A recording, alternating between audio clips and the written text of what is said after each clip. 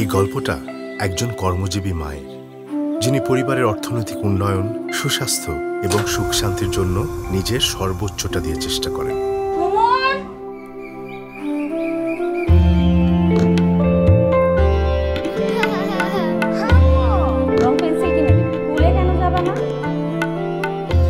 কিন্তু চারপাশের এত ভয়াবহ দূষণ, সব দিকে ছড়িয়ে থাকা প্লাস্টিকের পাহাড় তাকে ভাবিয়ে তোলে।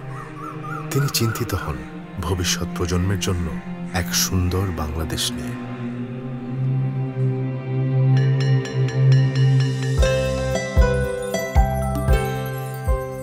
সেই প্রচেষ্টার শুরুটা হয়েছে তার আর তার মতোই আরো কয়েকজন মানুষের হাতে। তিনি এখন গ্রামীণ ডাননের এমন একটি প্রকল্পের অংশ, যেখানে বর্জ্যকে রূপান্তর করা হয়েছে নতুন এক সম্ভাবনায়।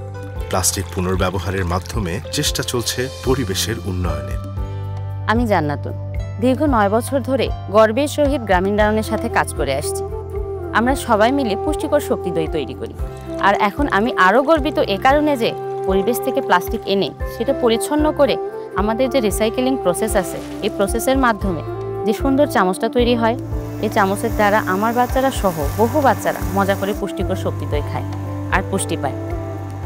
আমি মনে করি পরিবেশের প্লাস্টিক কমাতে সামান্য পরিমাণ হলেও আমাদের ভূমিকা থাকে। আমি চাই ভবিষ্যৎ প্রজন্মের জন্য সুন্দর ও পরিচ্ছন্ন একটা বাংলাদেশ গড়ে উঠুক। প্রতি বছর প্রায় 15 টন রিসাইকেলড প্লাস্টিক দিয়ে তৈরি হচ্ছে 13 মিলিয়ন স্বাস্থ্যকর চামচ, যা শক্তি দইয়ের সঙ্গে দেয়া হয়। গ্রামীণ ডাননের এই প্রকল্পের পেছনে থাকা নিবেদিত কর্মীদের মধ্যে প্রায় 70% নারী।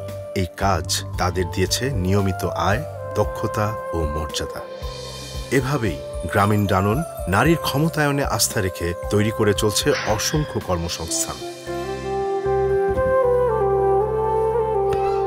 সাথে নিশ্চিত করে চলেছে শিশুদের পুষ্টি ও সুস্বাস্থ্য।